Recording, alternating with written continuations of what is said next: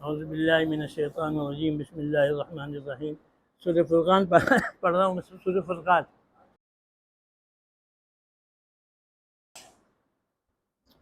تبارک الذی نزل الفرقان علی عبدہ لیکون للعالمین نذیرا۔ تبارک، بہت بابرکت ہے وہ ذات جو جو فرقان کریم کو اتارتا رہا اپنے بندوں پہ۔ یہ اتارا نہیں بلکہ اتارتا رہا۔ یہ کیوں کیا ہم نے ترجمہ یہ کہ یہاں لفظ نزلہ آیا ہے، اور انا انزلنا پہ وہاں انزلنا ہے، یہ نا انا انزلنا فی لیلۃ القدر۔ تو جب شروع میں الف ہوتا ہے تو اس کے معنی ہوتے ہیں کہ ایک ساتھ اتارنا۔ تو اللہ نے قرآن کریم کو شب قدر میں ایک ساتھ ملأ اعلیٰ میں اتار دیا، یا کہاں اتار دیا، اب پھر وہاں سے وہ قرآن کریم جو ہے تسلسل کے ساتھ 23 سال میں اترا۔ تو اس 23 سال کے تسلسل کو بتلانے کے لیے نزلہ کا لفظ آتا ہے۔ تو یہاں یہ نہیں کہیں گے کہ اتارا، بلکہ اتارتا رہا یہ 23 سال کے عرصے میں۔ عربی زبان میں یہ بڑی باریکیاں ہوتی ہیں، اور ان باریکیوں کو نہ سمجھنے کی وجہ سے معنی میں بھی غلطی ہو جاتی ہے۔ تو تبارک الذی نزل الفرقان علی عبدہ لیکون للعالمین نذیرا، اتنی بابرکت ہے وہ ذات جو قرآن کریم کو، جو فرقان کو اپنے بندے پر اتارتا رہا، تاکہ یہ فرقان جو ہے للعالمین نذیرا، ساری دنیا کے لیے جو ہے، یہ تمام دنیاؤں کے لیے یہ جو ہے ایک وارننگ بن جائے۔ اچھا، یہ نذیرہ کا ترجمہ وارننگ ہی کرتے ہیں عام طور پہ، انذار، مگر یہ بڑا وارننگ بڑا سخت لفظ ہے، اردو میں کوئی اور اس کا متبادل نہیں ہوتا۔ تو یہاں آپ یہ کہہ رہے ہیں کہ تاکہ سب کو جو ہے اطلاع مل جائے سچائی کے بارے میں، سب کو معلوم ہو جائے، لیکون للعالمین نذیرا، ہے نا۔ اور یہاں قرآن کے بجائے الفرقان کہا گیا۔ قرآن کریم کے 20 نام ہیں، ان میں سے ایک نام جو ہے وہ الفرقان ہے۔ الفرقان یہ بنا ہے فرق سے، فرق کر دینا۔ تو اس کا ترجمہ ہم لوگ کرتے ہیں کہ کسوٹی۔ قرآن کریم جو ہے دو قوموں، دو آدمیوں کے درمیان اگر اختلاف کا سبب بن رہا ہے تو قرآن کریم سے رجوع کریں تو قرآن کریم ان کو ہدایت دیتا ہے۔ دیکھیے، حضرت مجدد الفسانی رحمۃ اللہ علیہ کا نام سنا ہوگا آپ نے۔ یہ اکبر کے دور میں تھے، اور پھر شاہجہاں، اکبر کا جو لڑکا ہے جہانگیر کے دور میں بھی یہ رہے، اور اکبر کے دین الہی کی انہوں نے مخالفت کی تھی۔ اکبر نے جو قائم کیا تھا دین الہی، تو اس مخالفت میں ان کو جیل میں ڈال دیا گیا تھا۔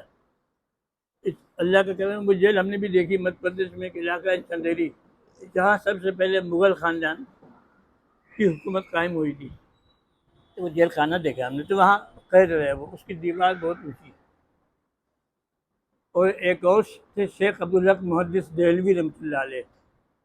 یہ ان دونوں کے درمیان آپس میں بہت جھگڑا تھا، اختلافات، اور دونوں بڑے علماء میں سے تھے، بڑے صوفیہ میں سے تھے، مشائخ میں سے تھے۔ تو لوگ کوشش کرتے تھے کہ ان کے درمیان آپس میں جو غلط فہمی ہے وہ کسی طرح سے دور ہو جائے۔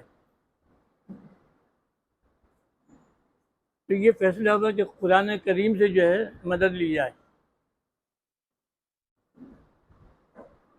اور قرآن کریم سے مدد لینے کا کوئی طریقہ نہیں ہے، لیکن آدمی کرتا ہے یہ کہ بھائی اس نے کہا کہیں بھی پلٹو، جو آیت آئے اس آیت سے آپ سمجھ لو آپ۔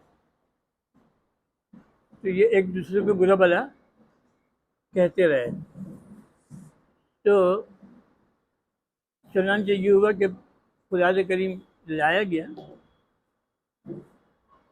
اور اس کو سب نے بڑے ادب سے کھولا۔ کھولنے کے بعد جو پہلی آیت آئی، وہ آیت آئی کہ رجال لا تلہیہم تجارہ ولا بیع عن ذکر اللہ۔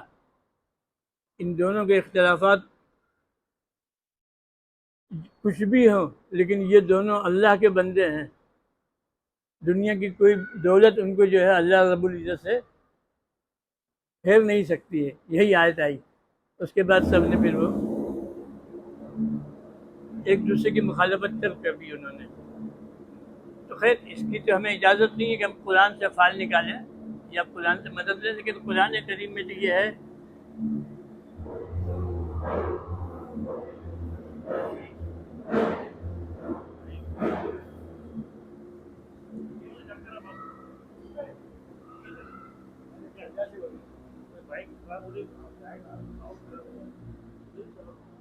ڈن ہو گیا.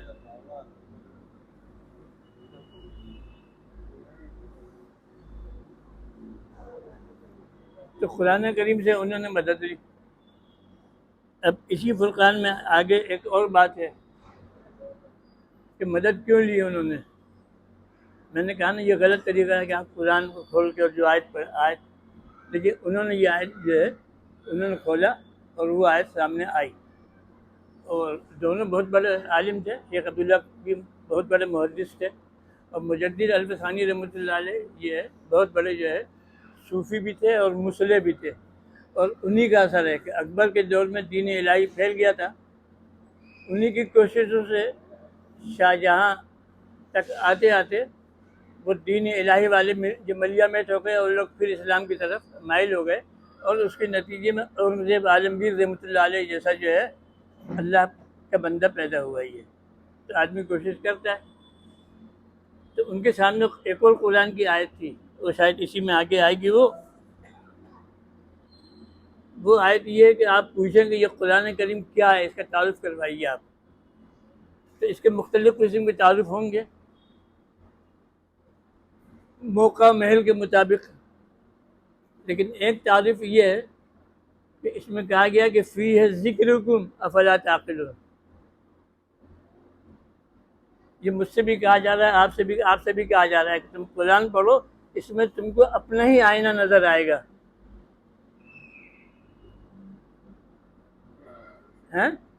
تمہیں اپنے ہی حالات اور احوال معلوم ہوں گے. اور جب تم قرآن کو اس یقین کے ساتھ پڑھو گے کہ کیا کہہ رہا ہے اللہ رب العزت میرے لیے، تو آپ کو قرآن کریم سے آپ کے من کے مطابق جو ہے ہدایت ملتی رہے گی. ابھی ایک صاحب کی ہم نے تحریر پڑھی، الف لام میم ذالک الکتاب کی تشریح کر رہے تھے. انہوں نے کہا صاحب قرآن کی خوبی یہ ہے کہ ہر آیت کے ساتھ ایک دعا ہے، آپ دعا کر سکتے ہیں.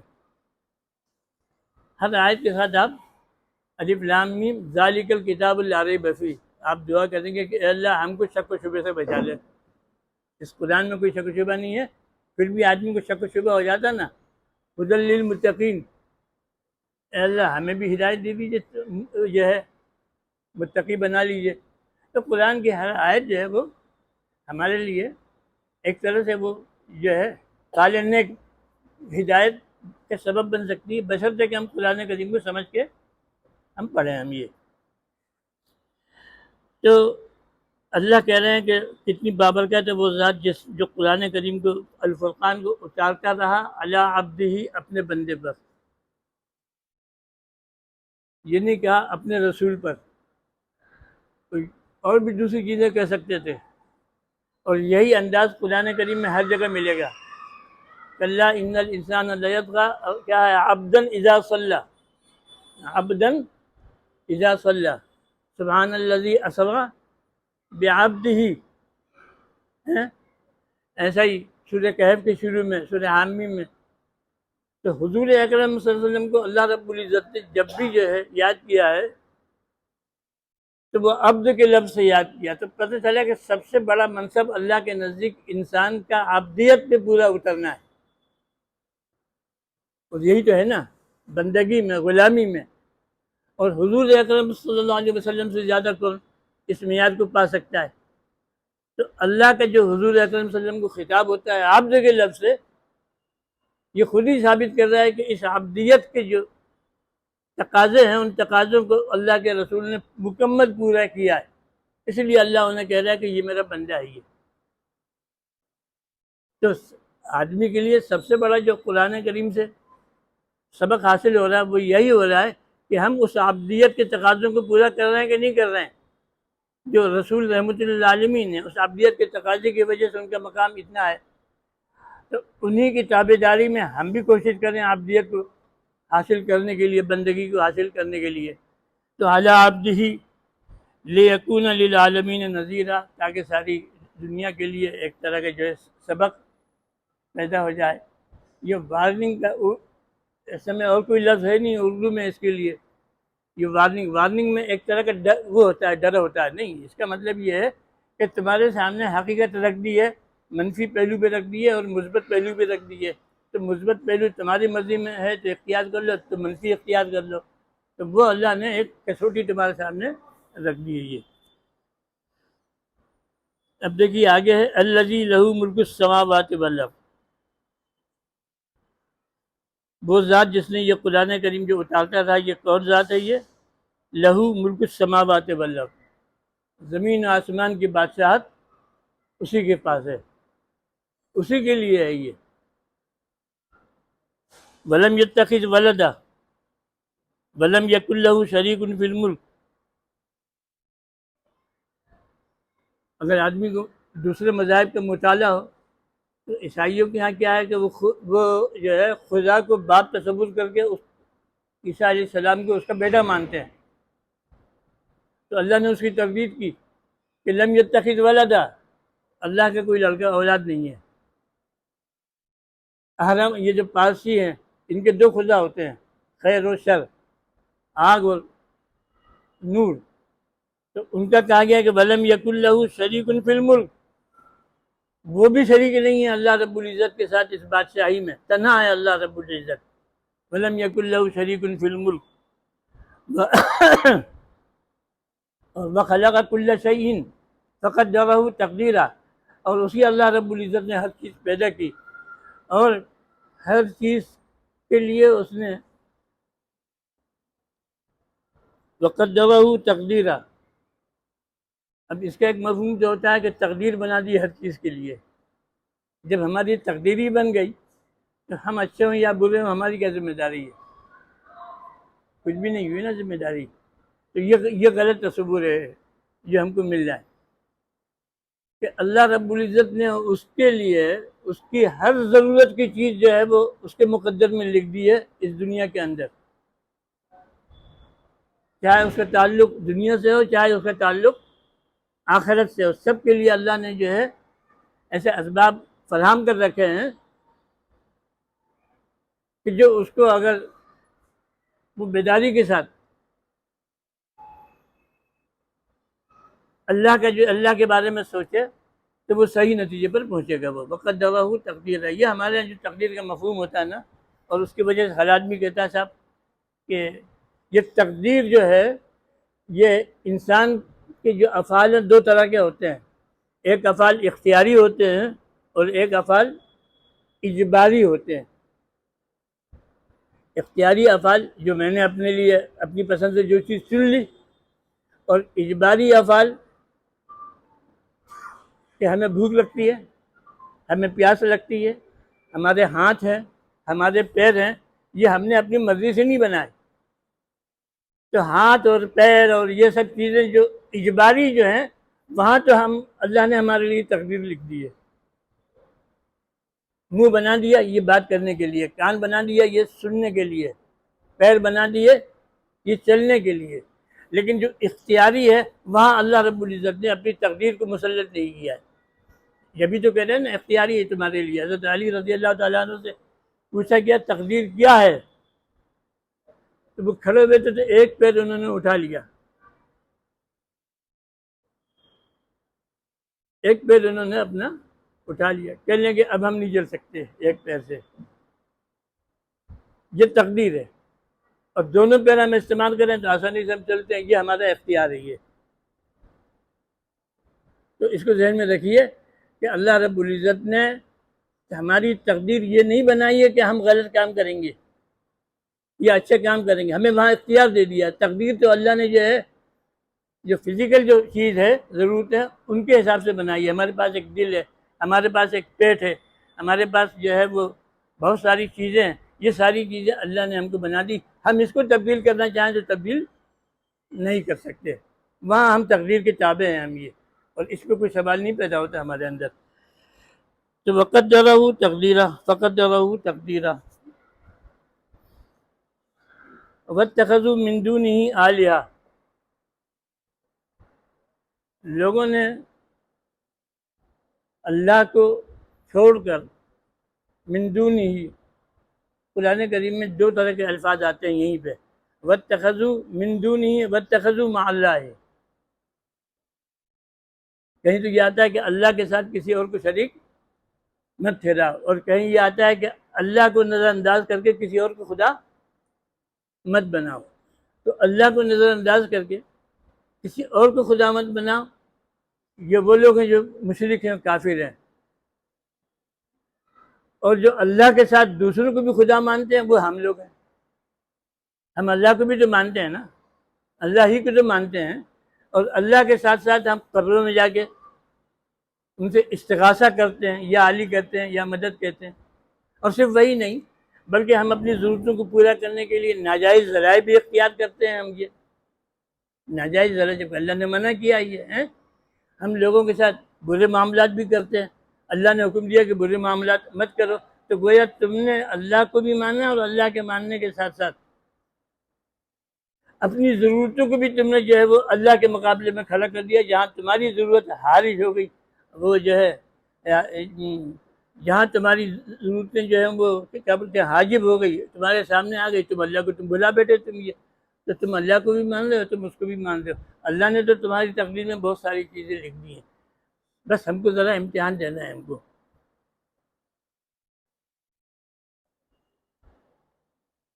تو اللہ کو چھوڑ کر لوگوں نے جو خدا بنا لیے ہیں، ان خداؤں کے بارے میں، اور یہ خدا زیادہ تر تو مرئی ہیں، ویژول ہیں، دیکھنے میں آتے ہیں۔ ہاں ہم نے کسی کی تصویر بنا لی، کسی کا بت بنا لیا، اور اس کو ہم نے جو ہے خدا مان لیا۔ تو کہہ رہے ہیں کہ یہ تمہارے خدا لا یخلقون شیئا، یہ کسی چیز کے پیدا کرنے پر قادر نہیں ہے، وہم یخلقون، بلکہ یہ خود پیدا کیے گئے ہیں اللہ تعالیٰ کی طرف سے۔ تو جو خالق نہیں ہے تم اس کو خالق سمجھ رہے ہو، تم اس کو یہ ولا یملکون لانفسہم ضرا ولا نفعا، وہ خود اپنے آپ کو نقصان سے بچانے کا اور نفع حاصل کرنے کا اختیار بھی نہیں رکھتے ہیں، تو وہ تم کو کیا نقصان پہنچائیں گے، یا تم کو وہ کیا نفع دیں گے تم کو؟ یہ ولا یملکون ضرا ولا نفعا ولا یملکون موتا ولا حیات، اور نہ وہ موت کے مالک اور نہ وہ زندگی کے مالک ہیں، ولا نشورا، اور نہ وہ آخرت میں جو ہے خود جانے کے قابل ہیں۔ اب اسی پہ ایک بات عرض کر دوں میں، وہ آیت اسی میں ہے، میں نے شاید کبھی بتلائی ہوگی، اس کو ابھی یادداشت بھی خراب ہوتی جا رہی ہے ہماری۔ قرآن کریم میں ایک جملہ ہے، اس جملے میں 3 فعل ورب استعمال ہوئے ہیں، اور تینوں ایک ہی معنی میں ہیں۔ 3 فعل اور تینوں کے معنی ہیں دیکھنے کے، اور اللہ نے ان بتوں کی حقیقت واضح کر دی ہے۔ چھوٹا سا جملہ ہے، اس میں یہ سمجھتا ہوں، میں نے مطالعہ تو نہیں کیا، میں سمجھتا ہوں کہ اس طرح کا جملہ دنیا کے کسی زبان میں نہیں بنایا جا سکتا ہے۔ وہ ہے قرآن کا اعجاز۔ وہ کون سی آیت ہے؟ بتوں کے بارے میں فرما رہے ہیں اللہ رب العزت، جن کو ہم نے خدا بنا رکھا ہے، کہ وَتَرَاهُمْ، تم ان کے پاس جاؤ تو تم انہیں دیکھتے ہو، دیکھو گے کہ ينظرون الیک، کہ ان کی نظریں تم پر گڑی ہوئی ہیں۔ وَتَرَاهُمْ يَنظُرُونَ وَهُمْ لَا يُبْصِرُونَ، اب صلی اللہ نے بھی دیکھنا، لیکن وہ تم کو جو ہے دیکھ نہیں سکتے۔ ٹھیک ہے نا، ابھی 3 لفظ تینوں کے معنی دیکھنے کے ہیں، اور اس میں تینوں کے درمیان جو فرق ہے وہ بھی واضح ہو گیا یہ۔ تو یہ ایسا چھوٹا سا جملہ ہے، یہ 3 ورب ایک ہی معنی کے استعمال ہوئے، اور 1-2 حرف استعمال ہوا، وہم استعمال ہو گیا، بس یہ تو وہی کہہ رہے ہیں کہ وَتَرَاهُمْ يَنظُرُونَ إِلَيْكَ وَهُمْ لَا يُبْصِرُونَ، تم ان کو دیکھو، ينظرون الیک، ایسا لگے گا کہ ان کی نظریں تم پر گڑی ہوئی ہیں، لیکن حقیقت کیا ہے؟ لا یبصرون، ان میں ہے ہی نہیں صلاحیت کہ وہ تم کو دیکھ سکے۔ یہ جو ہے اس طرح کا کلام صرف اللہ رب العزت اس پر قادر ہے۔ آپ کسی بھی 3 فعل سے دنیا کی زبان میں ایک جملہ بنا دیجیے، نہیں بنا سکتے آپ۔ اور جملے بنا سکتے ہوں گے آپ، لیکن وہ بامعنی جملے نہیں ہوں گے، وہ حقیقت کو واضح کرنے کے اہل نہیں۔ تو یہاں پر بھی اللہ نے کہا ہے کہ یہ جو ہیں جن کو تم نے الہ بنا رکھا ہے، یہ تو خود کسی چیز کے مالک نہیں ہیں، نہ موت ان کے بس میں ہے، نہ زندگی ان کے بس میں ہے، نہ تم کو نفع پہنچا سکتے ہیں، نہ تم کو یہ نقصان پہنچا سکتے ہیں۔ یہی تقریباً الفاظ پہلے بارے میں آخری ربع میں آئے ہیں، جادو کے سلسلے میں آئے ہیں یہ، وَاتَّبَعُوا مَا تَتْلُو الشَّيَاطِينُ عَلَىٰ مُلْكِ سُلَيْمَانَ وَمَا كَفَرَ سُلَيْمَانُ وَلَٰكِنَّ الشَّيَاطِينَ كَفَرُوا۔ اس کے بعد کہ یہ جو تم جادو کر کے دوسروں کو نفع نقصان پہنچاتے ہو، تو کہہ رہے ہیں کہ نہیں، یہ تمہارے بس میں نہیں کہ تم ان کو نفع و نقصان پہنچا سکو، یعنی جادو ہے ہی نہیں نفع و نقصان والی چیز، اور ہم جادو سے بہت ڈرتے ہیں۔ کہا گیا کہ وہ نفع نقصان اللہ کے ہاتھ میں ہے۔ ہاں یہ ممکن ہے کہ اللہ رب العزت تمہیں نفع پہنچانا چاہتے ہو، اللہ کی مرضی تھی، اسی وقت جو ہے تم نے جادو کر لیا اور جادو کو سمجھ لیا کہ یہی چیز ہم کو نفع نقصان پہنچ جائے، لیکن سمجھ لو لا ينفعهم ولا يضرهم، نہ تم کو یہ نفع پہنچا سکتے ہیں نہ تم کو یہ نقصان۔ اور اسی آیت میں ایک اور بات کہی گئی کہ وَاتَّبَعُوا مَا تَتْلُو الشَّيَاطِينُ عَلَىٰ مُلْكِ سُلَيْمَانَ۔ یہ جو نقش و نگار بنتے ہیں، یہ جو تعویذیں بنتے ہیں، ان سب کی نسبت سلیمان علیہ السلام سے کی جاتی ہے، اور جادو کی بھی نسبت سلیمان علیہ السلام سے علیٰ ملک سلیمان۔ وہ سلیمان علیہ السلام پر تہمت لگا کے یہ کہتے ہیں کہ سلیمان علیہ السلام نے یہ چیز دنیا کو دی ہے، جادو کرنا اور تعویذ کرنا۔ تو اللہ فرمانے کہ مَا كَفَرَ سُلَيْمَانُ، یہ کفر کا کام ہے، اور سلیمان علیہ السلام کبھی کفر نہیں کر سکتے۔ ایک ہی آیت چھوٹے چھوٹے جملے میں اللہ رب العزت بڑی بات ہے۔ اب اس سے ہمیں یہ معلوم ہوا کہ جادو ٹونا کرنا، وہ چاہے جس انداز سے ہو، وہ سب کے سب چیزیں کفر کے حدود میں شامل ہو جاتی ہیں۔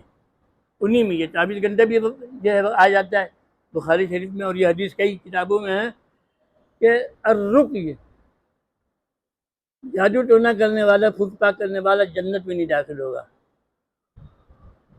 اور یہ چیز ہمارے یہاں کتنی عام ہو گئی ہے، لوگ اس کے ہاں جا کے اپنی جیبیں صاف کر دیتے ہیں۔ تو ان کی اصلاح کیوں نہیں کر پا رہے ہم لوگ؟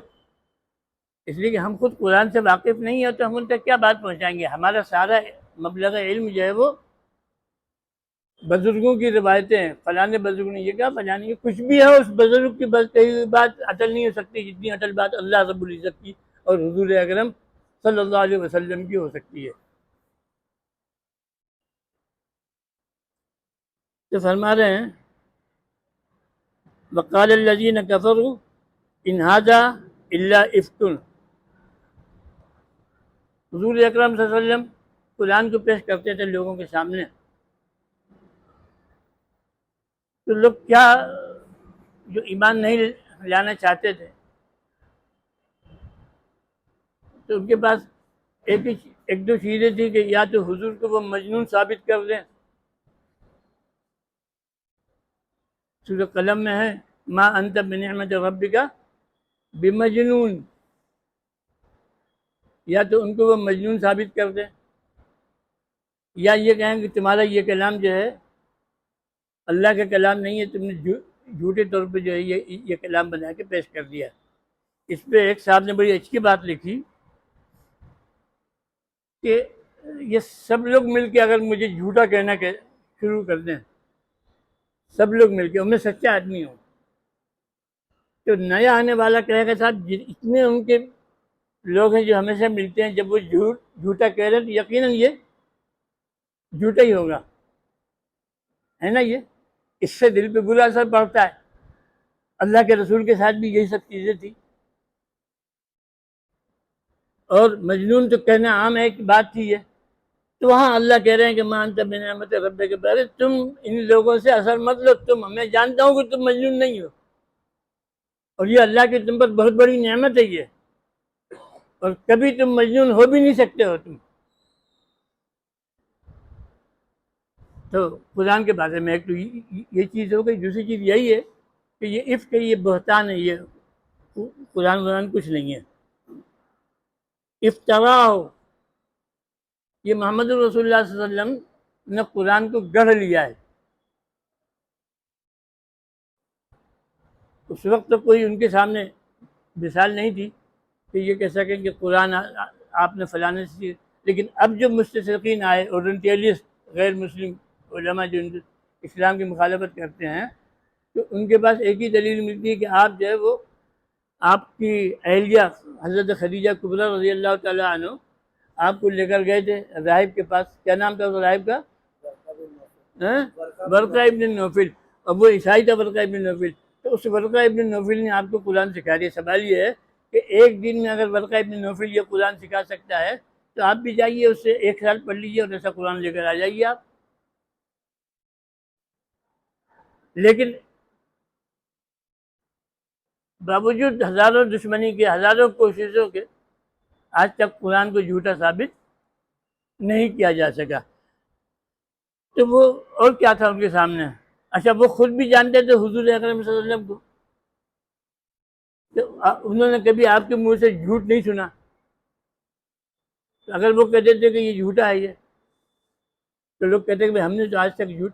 اچھا، ان میں یہ اتنی تو تھی آج کے غیر مسلموں کے مقابلے میں، کیا بلکہ آج کے مسلمانوں کے مقابلے میں اس وقت کے مشرکین کے اندر اتنی تو بات تھی کہ وہ جو ہے جھوٹ کو پسند نہیں کرتے تھے، وہ علی اعلان. تو فرما رہے ہیں وَآنَهُ عَلَيَّ قَوْمٌ آخَرُونَ. دیکھیے اس وقت کسی نے نہیں کہا، آج سبھی کہہ رہے ہیں کہ اس قرآن کو بنانے میں حضور صلی اللہ علیہ وسلم کی مدد جو ہے دوسری قوموں نے کی ہے. وَآنَهُ عَلَيَّ قَوْمٌ آخَرُونَ، دوسری قوموں نے بھی آپ کی مدد کی ہے.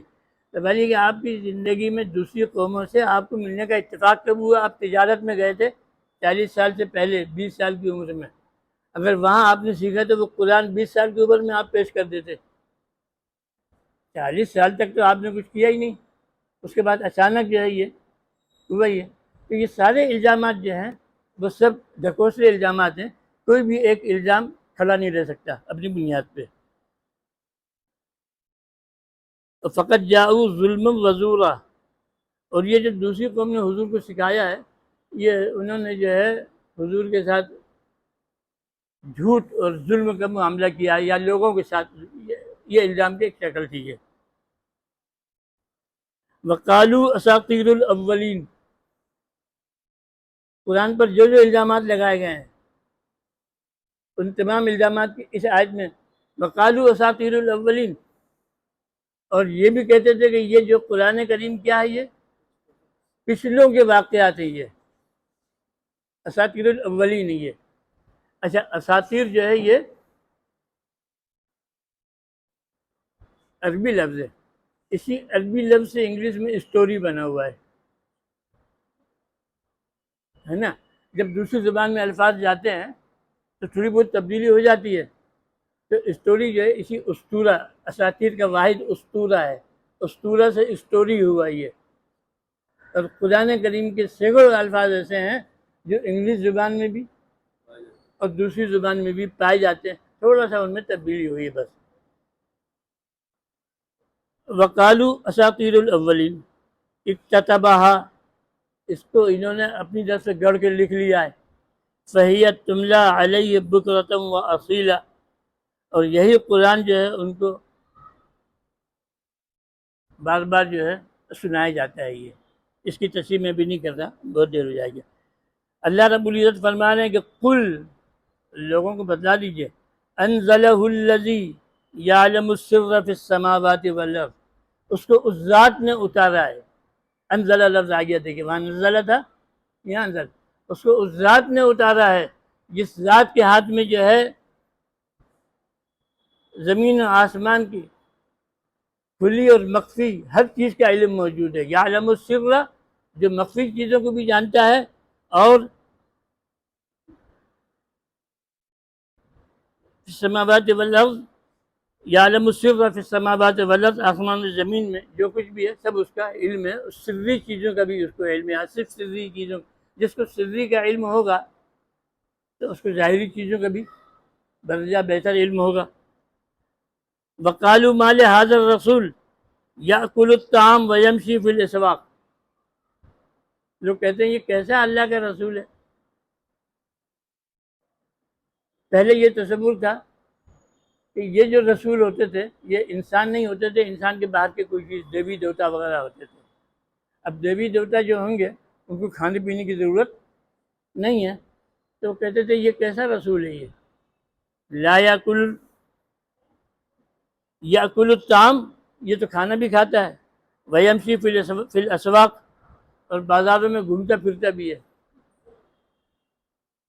رسول کا جو ان کا تصور تھا اللہ تعالیٰ وہ دیوی دیوتاؤں کی سب تصور تھا۔ اور یہ بات کہ یہ جو ہے اگر دیوی دیوتا ہے یا فرشتہ ہے تو پھر یہ کھانا کیسے کھا رہا ہے، یہ پانی کیسے پی رہا ہے۔ حضرت ابراہیم علیہ السلام، اللہ تعالیٰ کا حدیث ضعیف ابراہیم المکرمین سورہ ذاریات میں ہے کہ حضرت ابراہیم علیہ السلام کے پاس فرشتے آئے، انسان بن کر آئے، ان کو نہیں پتا تھا کہ یہ فرشتے ہیں، تو انہوں نے فوراً ایک دمبا ذبح کروایا اور ان کے سامنے دمبا رکھ دیا۔ ابراہیم علیہ السلام نے کہا شروع کرو، تو انہوں نے شروع نہیں کیا، ہاتھ انہوں نے اور پیچھے کر لیا، تو بس ایک پیغمبر کے لیے اتنی اشارہ کافی تھا، وہ ڈر گئے کہ یار یہ آئے ہیں یہ ہاں ہمارے لیے مصیبت نہ بن جائیں۔ یہ تو انہوں نے کہا نہیں آپ ڈریے نہیں، ہم تو وہاں جا رہے ہیں، قوم لوط کی طرف جا رہے ہیں ان کو برباد کرنے کے لیے، لیکن ایک چیز ہم آپ کے لیے لے کر آئے ہیں اور وہ ہے خوشخبری۔ خوشخبری یہ ہے کہ اللہ رب العزت آپ کو اولاد عطا فرمائیں گے۔ اچھا، اور یہ عجب واقعہ ہے یہ خوشخبری کا بھی، عورتوں کی جو عادت ہوتی ہے کہ شوہر سے کوئی ملنے آئے، یہ ممکن ہی نہیں ہے کہ عورتیں جو دروازے کے پاس کان لگا کے نہ کھڑی ہوں، ہے کہ نہیں یہ بات؟ آپ فون کر رہے ہوں تو آدھا فون تو وہ ضرور سن لیتی ہیں، وہ سوال بھی ہوتا ہے اس پر۔ تو ابراہیم علیہ السلام کی بیوی تو جو ہے نا عورت تھی، تو وہ دروازے میں سب دیکھ رہی تھی، سن رہی تھی، اور جب فرشتوں نے ان کو کہا، اس کا ذکر سورہ ہود میں یا کہیں پر ہے، جب انہیں یہ خبر ملی کہ اب میرے ہاں بچہ ہوگا، 100 سال کی بڑھیا، عمر کے حساب سے بھی اب وہ بچہ پیدا کرنے کے قابل نہیں، بانجھ تھی، وہ پیدا ہی نہیں ہو سکتے تھے، تو اور اس بچہ سب سے بڑی تمنا ہوتی ہے انسان کی، تو اچانک جب اس طرح کا واقعہ سامنے آتا ہے، خبر ملتی ہے، تو انسان کی کیا کیفیت ہوتی ہے مجھے بتائیے آپ، کہ انسان بات کرتے بھی تتلاتا ہے، میرا بچہ ہوگا، میرا بچہ ہے نا۔ یہ قرآن کریم نے اس کیفیت کو انہی الفاظ میں ادا کیا کہ بڑا سے بڑا قاری بھی جب وہاں پر پہنچے گا تو اس کی زبان لڑکھڑا جائے گی۔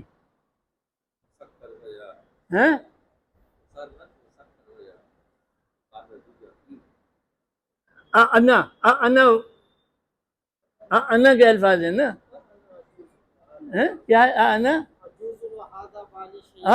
عجوز، کیا میں، ارے میں تو بڑھیا ہو چکی ہے، اور یہ جو ہے میرا شوہر یہ بوڑھا ہو چکا ہے۔ یہ تو انا جو ہے آپ کسی بھی قاری سے سنیں گے یہاں وہ جھٹکا ضرور لگے گا اس کو۔ تو قرآن کے الفاظ جو ہیں وہ صورتحال اور کیفیات کے بھی کبھی کبھی وہ آئینے دار بن جاتے ہیں وہ، اور یہی چیز وہاں پر رہی ہے۔ اور اس طرح میں قرآن کے بہت ساری آیتیں جن میں الفاظ آئے، جو کیفیت بیان کی جا رہی ہے اس کیفیت سے متعلق الفاظ آئے۔ سورہ رحمان ہے، اس میں عذاب کا ذکر نہیں ہے، نعمتوں کا ذکر ہے، ثواب کا ذکر ہے۔ تو پوری سورہ رحمان جو ہے وہ انتہائی سریلی آواز میں اس کو پڑھا جا سکتا ہے۔ آپ کوئی بھی آیت پڑھیں، وہ ترنم خود بخود پیدا ہو جائے گا وہ۔ بہرحال تو وقال مال حاضر رسول، اس رسول کو ہو کیا گیا، یہ کھاتا بھی ہے، پیتا بھی ہے، اور بازاروں میں چلتا پھرتا بھی ہے۔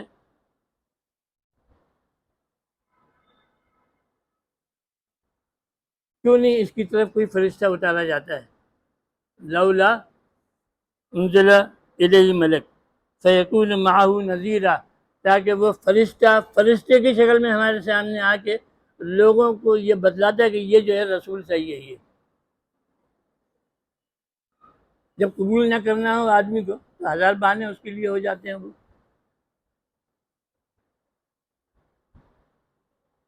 اور یلقا الیہ کنزن، ایسا کیوں نہیں ہوتا کہ محمد رسول اللہ صلی اللہ علیہ وسلم کو بہت بڑا خزانہ دے دیا جائے، اس خزانے کی بنیاد پہ اپنی بات بنوا لے۔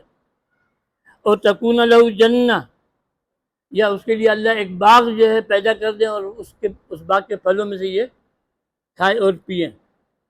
وقال الظالمون ان تتبعون الا رجلا مسحورا، اور تیسری چیز یہاں پر یہ فرمائی نہیں، تیسرا الزام یہ یہاں پر لگایا گیا کہ یہ آدمی جو ہے محمد صلی اللہ علیہ وسلم جس کی تم اتباع کر رہے ہو وہ صرف جادو کا شکار ہوا ہے وہ، اور یہ الزام جھوٹا ہے۔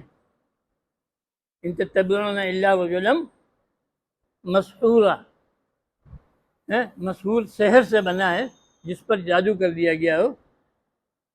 یہ تو فرشتوں کا، یہ تو کفار کا کہنا ہے یہ، اور وہی ہمارے ہاں بھی آ گیا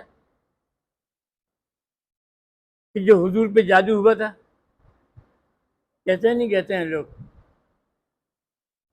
اور جو عاشقان رسول ہیں وہ بھی کہتے ہیں کہ رسول پہ جادو ہوا تھا، اور 6 مہینے سے لے کے 3 سال تک اس کی الگ الگ مدت بیان کی گئی ہے، اور اس مدت تک حضور اکرم صلی اللہ علیہ وسلم کی جو یادداشت سے میموری ختم ہو گئی تھی، آپ کے بیویوں کے نام بھول گئے تھے، آپ بیویوں کے سے جو وعدے ہوتے تھے وہ سب بھول گئے تھے آپ، اور پھر اللہ نے قل اعوذ برب الفلق اور قل اعوذ برب الناس اتاری اور ان کو طریقہ بتلایا۔ یہ سب جھوٹ ہے، یہ جادو نہیں ہوا ہے وہ۔ اور سورہ فلق اور سورہ جو ہے وہ کیا نام ہے، ناس، مکی ہے یہ،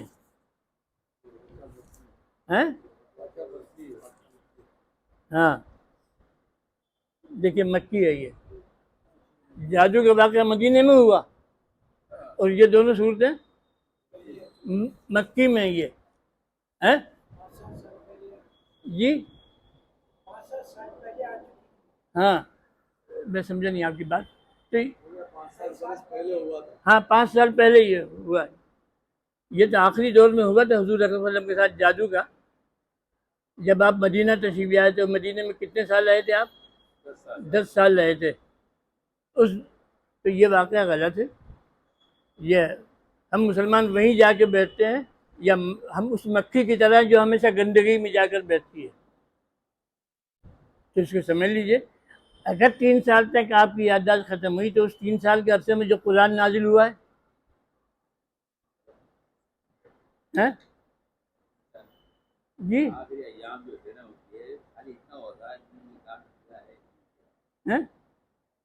ایام میں ان کو کتنا اثر ہوا تھا؟ نہیں وہ غلط بات ہے، نہیں وہ اب ٹھیک ہے، آپ نے بڑا اچھا نام بھی لیا، میں جماعت اسلامی کے جلسوں میں بھی یہ بات میں کہہ چکا ہوں میں کہ یہ غلط ہے،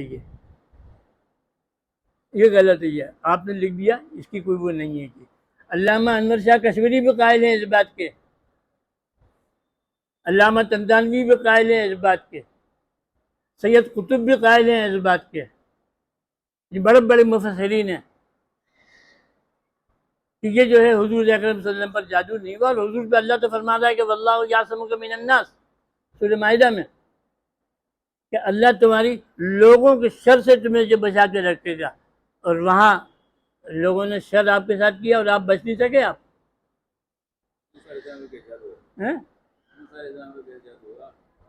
جھوٹا الزام ہے یہ، اس کو سمجھ لیجیے۔ نہیں موسیٰ علیہ السلام پہ ہاں، اس جادو سے حقیقت نہیں بدلتی، یاد رکھیے، جادو سے حقیقت، اور خود قرآن کریم کہہ رہا ہے کہ وَاسْتَرْهَبُوهُمْ، اور کیا ہے اعین الناس، جو انہوں نے عمل کیا اس عمل سے لوگوں کو جو دکھ رہا تھا وہ حقیقت نہیں دکھ رہی تھی۔ قرآن کریم کہہ رہا ہے کہ وَلَا يُفْلِحُ السَّاحِرُ حَيْثُ أَتَىٰ، جادوگر کچھ بھی کر لے وہ کبھی کامیاب نہیں ہو سکتا۔ تو کیسے آپ کہہ رہے ہیں موسیٰ علیہ السلام پہ اثر ہوا؟ فرشتوں پہ تو بہرحال اثر نہیں ہوتا یہ. اب ایک تماشا ہوتا ہے، ہم بھی دیکھتے ہیں تماشا، لوگ لے کے بیٹھتے ہیں جادوگر. اور ہم نے تو بچپن میں 10-12 سال تک روزانہ 2-3 گھنٹے ہم نے وہ جادوگروں کے تماشے دیکھے. حالات ہوتے ہیں ایسے. ہمارے والد صاحب اکیلے تھے، والدہ کا انتقال ہو چکا تھا، تو وہ ہم کو دروازے میں اندر باہر سے بند کر کے چلے جاتے تھے اپنے کام سے، اور میں کھڑکی سے کود کے، بڑا خطرناک راستہ تھا، باہر نکل آتا تھا. تو سامنے بہت بڑا میدان تھا، وہاں پوری ہندوستان کے جادوگر اسی میں دیکھتے موسیٰ رہتے علیہ السلام بھی ادھر، ہیں. موسیٰ علیہ السلام کا مقابلہ کرتے ہیں. تو والد صاحب سے میں نے کہا، یا انہیں معلوم یا انہوں نے کچھ کہا، تو ابا نے کہا دیکھو ایک بات سمجھ لو، ان کے ہاتھ سے کوئی چیز لے کر مت کھانا، باقی تم بے فکر رہو، کچھ نہیں ہوگا. ایک سادھو نے کوشش کی تھی مجھے وہیں پہ کچھ کھلانے کی، تو میں نے نہیں کھایا. ابا ہی نے کہا تھا خیال رکھنا. تو بس آپ کو کھلا کے آپ کو بے ہوش کر سکتے ہیں، آپ کا دماغ خراب کر سکتے ہیں یہ، لیکن جادو کی کوئی حقیقت نہیں ہے. اور میں بتلاؤں، بچپن کی چیزیں معیوب نہیں ہوتی ہیں. ان جادوگروں کے بچوں سے، لڑکیوں سے ہماری دوستی تھی. اب وہ خود بتلاتے تھے کہ یہ سب ڈھکوسلا ہے، کچھ نہیں ہے یہ. جن بچوں کو وہ ہاں اب کوئی بھی نام دے دیجیے اس کی، کوئی بھی چیز ہوتی ہے دیکھیے، جو انسان کی سمجھ میں نہیں آتا اس کو کوئی نہ کوئی نام دے دیتا ہے. ہاں ہپنوٹائز بھی ہو جا سکتا ہے، کچھ بھی ہو سکتا ہے، بہرحال یہ. لیکن موسیٰ علیہ السلام نے جب اللہ کے کہنے پہ اپنا عصا زمین پر ڈالا تو جادوگروں کے سانپ کو وہ نکل گیا. تو جادوگروں نے اس وقت کہا کہ یہ جو ہے اس کا جادو اثر سب سے بڑا ہے یہ. اس کا جادو نہیں، ہاں جادو نہیں. ہاں جادو نہیں، کچھ بھی کہا انہوں نے، لیکن مان تو لیا، تسلیم کر لیا نا انہوں نے یہ. ہم تو ٹوپ کے جادو ٹوپ کے جادو نہیں. ہاں تو ہمیں تو بہت ساری اپنی جو سوچ کی اصلاح بھی کرنی ہے ہمیں یہ.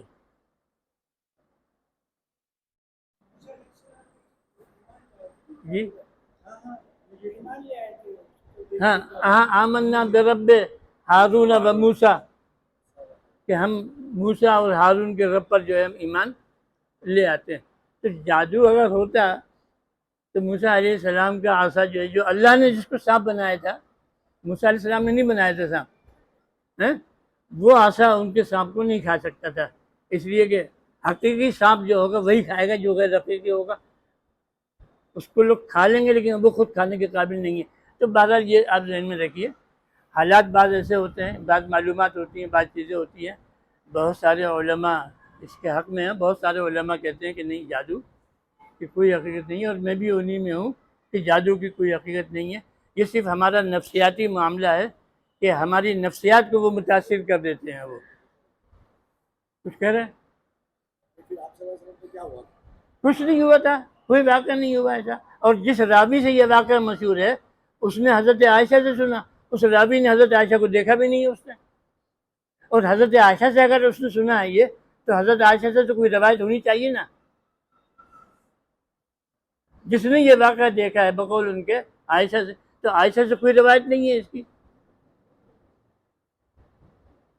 جس نے روایت کی ہے وہ حضرت عائشہ تک اس کو پہنچا رہا ہے. سوال یہ کہ عائشہ کے انتقال کے بھی 10-20 سال 50 سال کے بعد ایک آدمی روایت کر رہا ہے عائشہ کے نام سے، اور عائشہ کی زندگی میں عائشہ نے کسی سے یہ واقعہ نہیں بتلایا. یہ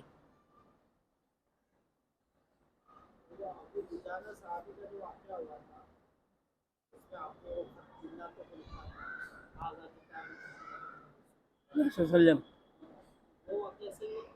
اس کے بارے میں مجھے معلومات نہیں، وہ واقعی مجھے نہیں معلوم ہے. مجھے وہ واقعی مجھے نہیں معلوم ہے. ہاں خیر چھوڑیے اس کو. یہ بتلائیے کہ سلیمان علیہ السلام اور داؤد علیہ السلام، ان کو اللہ نے بہت بڑی مملکت دی تھی، ہوا پہ ان کو اختیار دیا تھا. چرندے پرندے ان سب کی وہ آواز سنا کرتے تھے، اور وہ یہ کہتے تھے کہ اللہ نے جو ہم کو دیا ہے ما لم یؤت احدا من العالمین، اللہ نے دنیا میں کسی کو نہیں دیا ہے۔ یہ حضرت داؤد یا حضرت سلیمان علیہ السلام کا مقولہ ہے۔ اور کیا چیز اللہ نے ان کو خاص دی تھی؟ جنات پر تصرف، قبضہ، چرند پرند ہیں ان کی بھی آواز سن رہے ہیں۔ حدیث میں ایک واقعہ ہوتا ہے، اس آدھا واقعہ سچا ہے، آدھا میرے حساب سے غلط، تفصیل سے کہیں نہیں ملتا ہے، کہ حضور اکرم صلی اللہ علیہ وسلم نے ایک جن آیا پریشان کرنے تو اس کو آپ نے پکڑ کے باندھ دیا، یا باندھنا چاہ رہے تھے، تو آپ کو خیال آ گیا کہ حضرت سلیمان علیہ السلام کی بات جھوٹی ثابت ہو جائے گی، اسی لیے میں نے اس کو چھوڑ دیا۔ سنا کبھی آپ نے واقعہ؟ یہ بہت مشہور واقعہ ہے یہ، کہ حضور صلی اللہ علیہ وسلم نے کوشش کی کہ اس کو باندھ کے، اب وہ باندھ سکتے تھے یہ ان کا کہنا ہے، لیکن انہیں فوراً ما لم یؤت احد من العالمین جو ہے آیت یاد آ گئی۔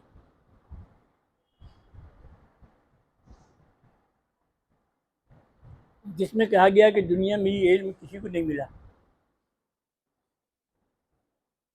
اور اگر حضور صلی اللہ علیہ وسلم فرماتے ہیں کہ اور اگر یہ جو ہے حضور پکڑ لیے ہوتے تو وہ ان کی بات اور قرآن کی بات جھوٹی ثابت ہوتی۔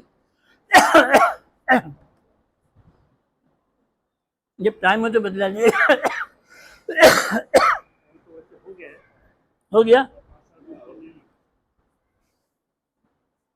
اور یلقا الیہ کنز او تکون له جنہ یأکل منها وقال الظالمون ان تتبعون الا رجلا مسحورا، اس پہ بات چل رہی تھی۔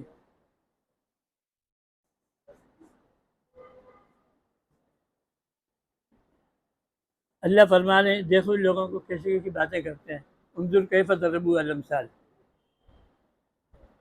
فضلوا، یہ خود بھی گمراہ ہو رہے ہیں، فضلوا فلا یستطیعون سبیلا، اور وہ کبھی جو ہے راستہ نہیں پا سکتے ہو۔ رکو یہاں پر ختم ہو گیا شاید، فضلوا فلا یستطیعون سبیلا۔ تو جو شروع میں ایک بات کہنا چاہتا ہوں، اور آج کل میں ہر درس میں کہنا چاہتا ہوں بار بار، کہ آپ نے اتنی آیتیں سنی، یعنی یہ پورا صفحہ سنا، اتنا سنا، اس میں کس کے بارے میں بات کی گئی ہے زیادہ؟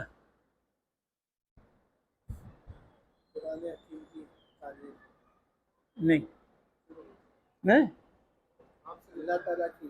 نہیں، اللہ تعالیٰ کے بارے میں یہ باتیں کہی گئی ہیں پوری۔ یہ